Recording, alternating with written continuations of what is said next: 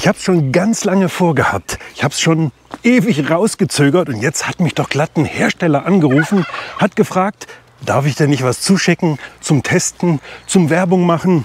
Und was soll ich sagen, ich habe ja gesagt. Hinter mir seht ihr schon einen Staketenzaun. Der ist nicht nur wunderhübsch, der hält auch ewig lange, denn das Material ist Edelkastanie. Nur ganz kurz. Wikipedia sagt dazu, dass Kastanienholz auch ohne chemische Behandlung weitgehend witterungs- und fäulnisbeständig ist. Wie man sowas aufbaut und auch wie man so ein Gartentürchen hier installiert, das kommt vom selben Hersteller und ich mache dafür natürlich eine Werbung. Deswegen Werbung. Aber ihr wisst ja, ich mache nur Werbung, wofür ich auch wirklich gerade stehen kann. Und jetzt Film ab. Das Erste, was man machen soll, wenn das ankommt, sagt der Hersteller, auspacken. Denn es ist in Folie ausgepackt, aber ich merke gerade, ich habe kein Messer dabei. Kannst du das machen? Danke.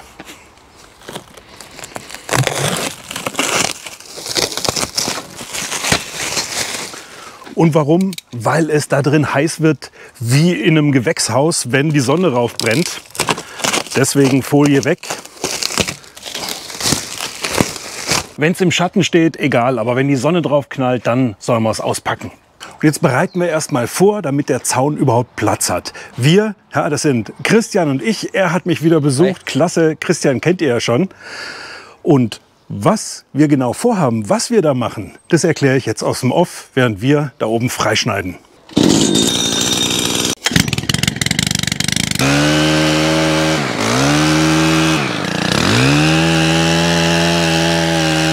Und kaum wollten wir anfangen zu arbeiten, ist der Starterzug gerissen, beziehungsweise hinten der Knoten aufgegangen. Aber den konnten wir ganz schnell wieder reparieren, einfach den Seilzug ein Stück rausziehen, den Griff durch und einen Knoten rein. Wie ihr seht, schneiden wir hier so ein bisschen die Hecke und der starke Rückschnitt oder sogar das Entfernen von solchen Hecken ist von März bis einschließlich September jedes Jahr nicht erlaubt, weil in solchen Hecken einfach viele Tiere brüten und leben. Also den radikalen Heckenschnitt nur von Oktober bis Februar, während der leichte Ausschnitt oder der Formschnitt, wie wir es hier machen, ganzjährig erlaubt ist. In dem Paket, das ich bestellt habe, da sind nicht nur die Zaunelemente in Rollen von 5 Metern, sondern auch die Pfosten. Die stecken jeweils in so einem Pfostenschuh, in so einer Einschlaghülse. Die kommen so in den Boden rein und da wird der Zaunpfosten festgeschraubt. Das hat einen großen Vorteil, nämlich die Zaunpfosten halten noch mal viel länger. Das ist ja alles Edelkastanie hier, ist eh schon zäh, aber wenn es keinen Bodenkontakt hat, hält es so lange wie die Zaunelemente, nämlich 25 Jahre. Die Metallteile, die sind alle verzinkt, damit sie nicht rosten, genauso wie dieser Draht, der die einzelnen Staketen hier verbindet. Und wenn man denkt, oh, da ist ja was Braunes am Metall, das rostet ja schon. Nein, das ist kein Rost, das ist vom Harz, das aus dem Holz hier ein bisschen austritt und das gibt so ein bisschen eine braune Verfärbung an dem Draht. Das wäscht sich aber wieder weg. Kein Rost. Muss ich noch mal zeigen. Also die Zaunpfähle sind vorgefräst, damit sie genau in diese Hülsen reinpassen. Die Hülsen haben Löcher, hier bohrt man einmal durch und da kommt die Schraube durch und hält.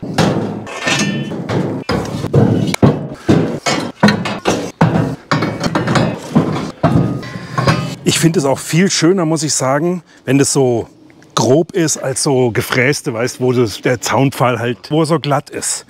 Da sieht man Struktur. Und fahren wir damit schon mal in den Garten.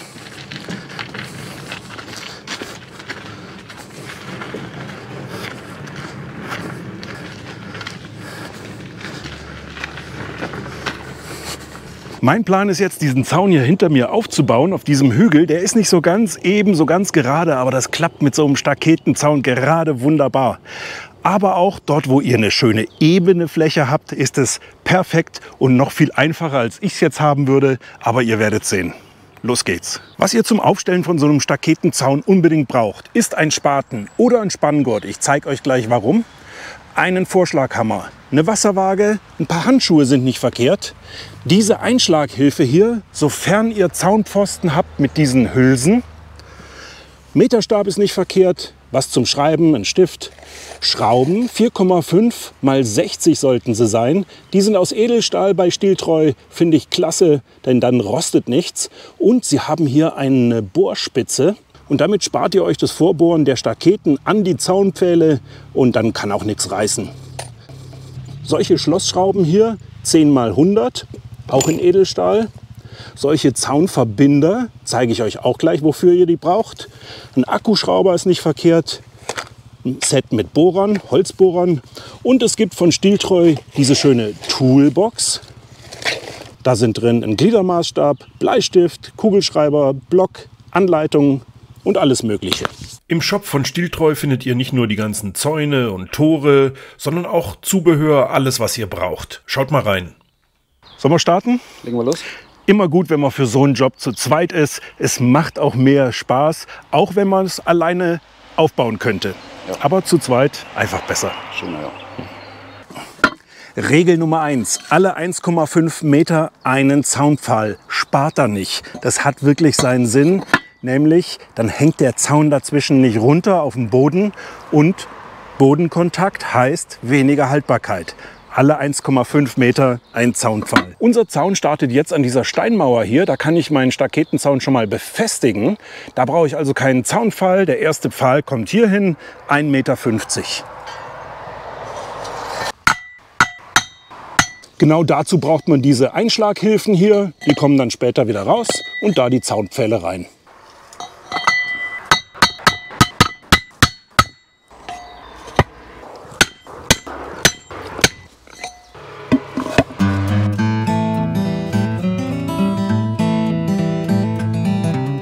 Beim Einschlagen von diesen Hülsen muss man ein bisschen aufpassen, dass man sie möglichst gerade reinkriegt. Und wenn ein Zaunpfahl dann so ein bisschen schief steht, ist das nicht allzu tragisch, kann man noch ein bisschen ausrichten.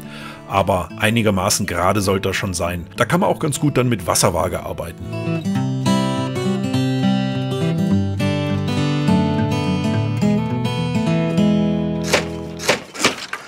Und das Schöne an der ganzen Angelegenheit ist ja, das kann man alles relativ einfach von Hand transportieren. Man braucht keine großen Maschinen. Es sind hier 5 Meter Rollen, die Zaunpfosten. Es ist alles nicht zu schwer.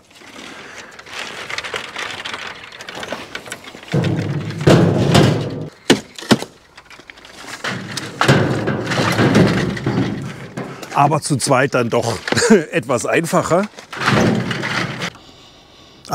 Es riecht auch so gut, so frisch gespaltenes Holz, so leicht harzig, würzig. Ja, richtig gut.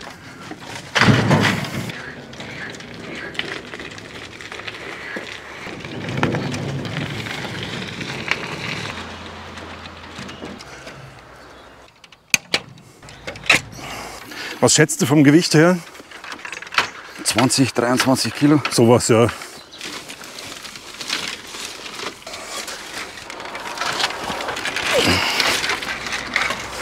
Zehner Bohrer.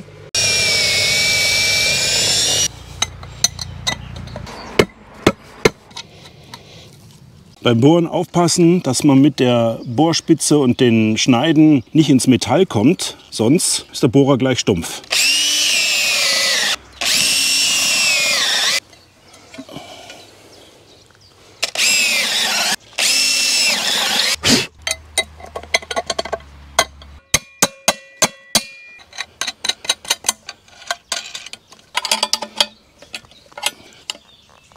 So werden die Schrauben hier reingedreht, um die Zaunpfähle zu befestigen, sind aber nicht unbedingt notwendig. Bei mir lasse ich es zum Beispiel weg, so kann ich den Zaun später auch mal ganz einfach aus diesen Hülsen hier rausheben.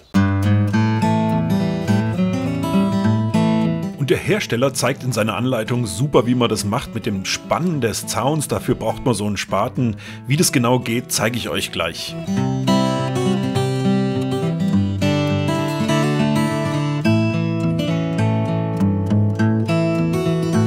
Und um 2 einzelne Zaunelemente jetzt miteinander zu verbinden, gibt es diese Teile hier mit Inbus. Die steckt man hier einfach auf die Drahtenden drauf und hier. Und dann werden die Schrauben zusammen gemacht und das Teil hält. Christian hatte noch die Idee, anstatt diesen Verbindern hier, dass man im Werk einfach mehr Draht stehen lässt, hier eine Schlaufe und das dann hier einfach oben drüber legt, zusammenzwirbelt, Mitte, unten genauso.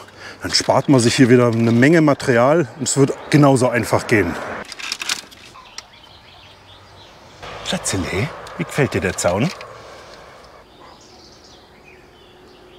Passt. Hebt.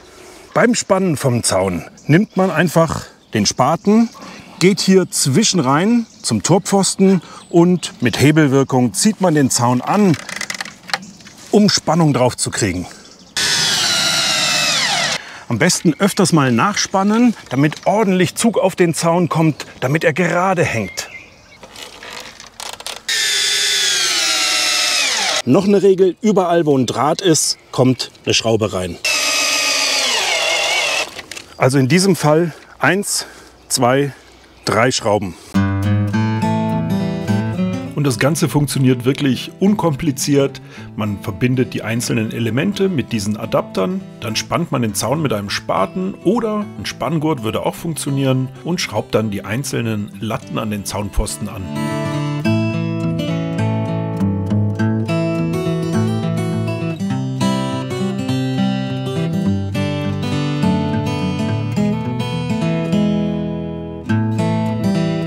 Warum brauche ich überhaupt einen Zaun da hinten am dichten Gebüsch auf dem Hügel? Ja, wenn ihr mal einen Blick darunter werft zu dem mobilen Hühnerstall, da seht ihr ein paar Enten rumlaufen. Die sind im Moment noch in dem Stall, gewöhnen sich erstmal an unsere Umgebung hier und sollen dann frei auf dem Grundstück rumlaufen dürfen. Nicht das ganze Jahr über, aber so im Herbst und im Frühjahr, wenn noch keine Pflänzchen im Garten sind. Die Enten, die fressen da zwar nicht so wie die Hühner und scharren viel kaputt, aber gerade junge, kleine, frisch gesetzte Pflänzchen können sie schon kaputt trampeln.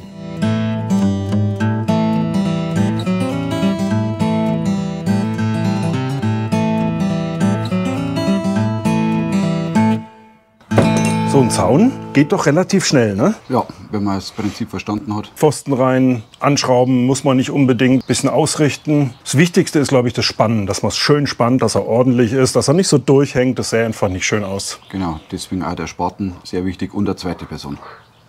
Zu zweit deutlich besser. Ja. Haben wir gut Strecke geschafft. Ja, Christian, ich weiß gar nicht, wie ich dir danken kann. Also Zufall, dass er gekommen ist und klasse. Echt klasse. Immer wieder gern. Ich hätte mich jetzt allein schon geplagt, muss ich sagen. Und wir hatten es jetzt schwer. Wir waren auf dem Hügel oben drauf, kreuz und quer, rauf und runter so ein bisschen. Wenn man das auf einer Wiese verlegt, die einigermaßen gerade ist, dann geht das Pille-Palle. Prost. Prost. Danke dir. Bitte. Ui. Es ist kein Billigzeugs. Es ist was Gutes, es ist langlebig. Würdest du dir so einen kaufen? Ich werde mir so einen kaufen. Du wirst sogar? Ja. Das war jetzt auch, bevor ich gekommen bin, schon klar. Es wird zwar nicht so lang, aber so für den Garten so ein bisschen abgrenzen, so ein bisschen zur Deko. Okay. Ja, weil es sind immer 5 Meter Elemente. Man muss keine 200 Meter kaufen. Ja. Das ist das Praktische. Das war nicht abgesprochen. Er will sich tatsächlich einen kaufen. Ja. Genau. Lustig. Ich weiß gar nicht, was ich sagen soll. Die Hilfe war wieder grandios. Vielen Dank. Bitte, bitte. Ciao. Ciao, servus. Fahr vorsichtig. Klar. Garten-YouTuber-Treffen sehen wir uns. Da kommst. Ja. Ja. Schaltet da dann auch wieder ein. Wir machen bestimmt wieder einen Livestream. Ist Christian bestimmt dann diesmal auch dabei. Ciao. Ciao. Jetzt zeige ich euch noch, wie man ein Tor montiert. Die kommen so vormontiert an. Ihr braucht also gar nicht viel machen. Ihr müsst nur noch die Beschläge dran machen, die Schließe und 2 Balken abschrägen. Aber das war's schon. Wie es funktioniert, zeige ich euch. Dazu braucht ihr das vorgefertigte Tor, den Karton mit den Beschlägen, bestehend aus 2 Bändern, der Türschließe und den beiden Angeln. 4 von diesen Zaunpfostenschuhen und natürlich 4 Zaunpfosten.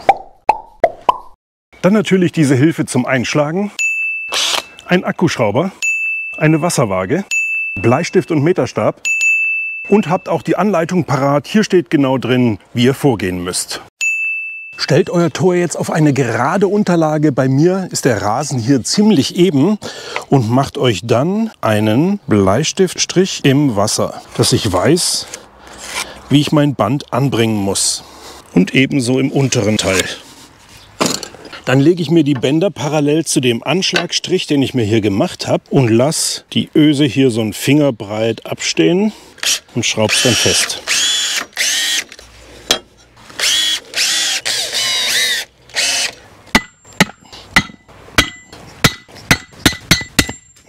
Mein Tor hat genau eine Breite von 1 Meter und ich muss hier auch noch mal die Abstände von den Angeln mit einrechnen. Das sind bei mir ja, 3,5, 4 Zentimeter. Entsprechend setze ich dann die Pfosten. Und zwar so, dass hier natürlich Außenkante Außenkante ist. Lieber noch mal einen Check machen. Zwischendurch kontrollieren, ob ich hier auch gerade einschlage. So kann ich hier noch ein bisschen variieren. Einmal, zweimal, da muss ich noch ein bisschen raus.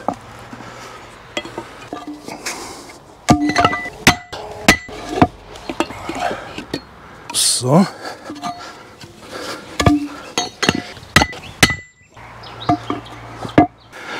Zwischendurch immer die Kontrolle machen. Denkt dran, die sind hier noch ganz locker drin. Den richte ich noch aus und hier kommen noch Schrägen dran. Die dienen zur Stabilität des ganzen Tors, der Pfosten. Da kann hier nichts mehr wackeln.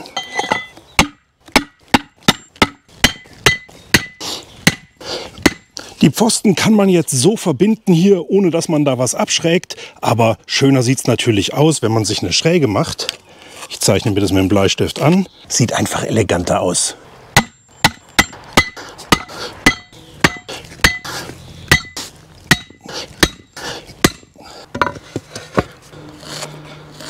Ihr könnt es jetzt natürlich mit einer Handsäge absägen. Deutlich leichter tut man sich aber mit einer Bandsäge oder Kettensäge.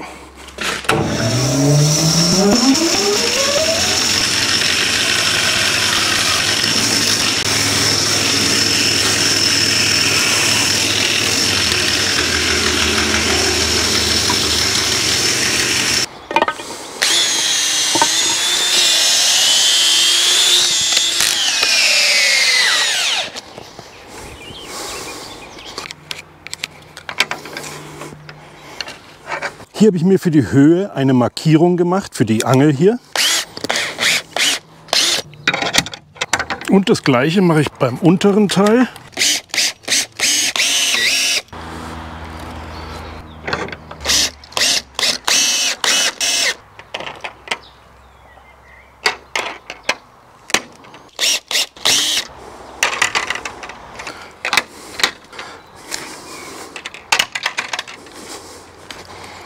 Und so schnell habt ihr so ein Gartentürchen aufgebaut. Geht super einfach. Man muss nicht mal zu zweit sein. Ich habe jetzt ungefähr eine Stunde gebraucht und ich finde, es sieht auch noch richtig gut aus. Was meint ihr? Insgesamt habe ich so gut 2,5 Stunden gebraucht, aber das Filmen hat einfach viel Zeit verschlungen. Ohne Filmen 1 Stunde realistisch. Das Tor habe ich hier außerdem nur zur Demonstration aufgebaut. Das kommt wieder weg und wird woanders hingebaut. Wo, werde ich später noch zeigen. Wisst ihr, wer auch noch da ist? Mario. Mit ihm habe ich ja schon häufig gefilmt. Viele Zuschauer sagen immer, wo ist Mario? Mach doch mal wieder was zusammen mit ihm. Mamma mia. Mamma mia. Wo ist Mario? Deine Meinung zu dem Zaun hier würde ich gerne wissen. Wie gefällt er dir? Also ich finde, der schaut super aus. Umsonst haben wir auch viele Laufmeter von dem zu Hause. Ah, ihr habt den auch, ja? Ja, wir haben ganz viele Meter, haben wir unser Grundstück mit dem Zaun eingezäunt. Ah, ich finde den spitze. Er ist halt auch wahnsinnig praktisch, wenn man sieht, der Höhenverlauf ist halt sehr einfach zum Gestalten mit dem Zaun. Genau. Hier geht es ein bisschen rauf, runter. Das macht ja alles mit, ne? Er schaut einfach super aus. Ja. Nee, sehr schöner Zaun. Auch der Abstand ist nicht zu groß. Genau. Gibt es auch verschiedene Abstände. Da würde ich euch echt empfehlen, gebt ein bisschen mehr Geld aus für einen Zaun mit einem geringen Lattenabstand. Sieht einfach besser aus. Die mit weitem, ja, braucht man nicht so viel Holz, aber ist einfach nicht so hübsch. Das sieht komisch aus. Und die Pfähle sind jetzt hast du in einer Metall. Die sind in so Metallhülsen. Schlaghülse. Mhm. Damit sind die auch weg vom Boden, genau wie der Zaun, kann man es erkennen hier, soll ja immer weg vom Boden, damit die Haltbarkeit 25 Jahre ist dann. Und mit Enten oder irgendwelchen Kleintieren ist natürlich auch super. Genau deswegen habe ich ihn da gemacht, den Zaun, damit ich Enten im Herbst dann hier rauslassen kann, Schneckenpolizei, und sie laufen da hinten nicht auf die Straße. Ja, genau. Dafür ist er optimal. Hier seht ihr die Firma Stihltreu, bereits 10 Jahre im Markt mit Staketenzäunen. Es ist ein Familienunternehmen mit 12 Mitarbeitern. Ganz links seht ihr Daniel, daneben seine Schwester Melanie und vorne seine Frau Annette. Die 3 leiten den Betrieb. Auch die Herstellung von diesen Staketenzäunen in Frankreich oder in England ist Handbetrieb. Das sind kleine Familienunternehmen. Hier sieht man mal, wie so ein Zaunpfahl gespalten wird. Alles von Hand. Und das Holz wird außerdem nicht Hochdruck imprägniert oder gestrichen oder sonst irgendwie behandelt. Es ist alles ganz naturbelassen, weil das Streichen auch gar nicht nötig ist. Denn Edelkastanie ist ein ganz zähes, robustes Holz. Hier sieht man, wie die einzelnen Staketen zu einem Zaun zusammengebunden werden. Alles mit verzinktem Draht, da rostet also nichts. Und dafür werden außerdem keine Kastanien in irgendwelchen Wäldern einfach gefällt. Nein, das ist bewirtschaftet, eine Fläche mit Kastanien und die treiben immer wieder neu aus dem Stock. Das kann man hier in dem Bild unten schön erkennen. Mit so einem Staketenzaun könnt ihr wunderschön euer Grundstück einzäunen. Oder zur Einfriedung von so einer Beetfläche. Einfach den Zaun außenrum, dann können Hühner oder Enten hier nicht rein. Aber außenrum habt ihr keine Schnecken mehr und es kommen keine neuen in eure Beete rein. Und auch super für einen Gartenteich, falls ihr den umzäunen wollt. Ganz egal wie, wenn ihr jetzt auch Lust bekommen habt auf so einen Staketenzaun, dann nutzt doch den Rabattcode RIGOTTI, kriegt ihr 10% auf alles beim Hersteller, aber nur bis zum 1. August. Link zum Hersteller in der Videobeschreibung. Wenn euch das Video gefallen hat, ich freue mich sehr über einen Daumen rauf. Ich freue mich, wenn wir uns das nächste Mal wiedersehen. Ahoi, sagt euer Selbstversorger Rigotti. Ciao.